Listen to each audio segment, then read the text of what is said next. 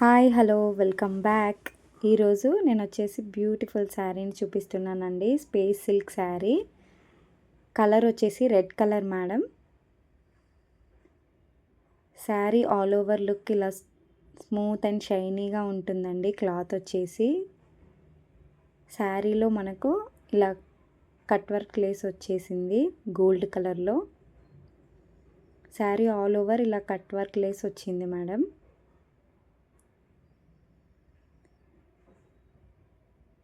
Sari falling material. Blouse వచ్చేసి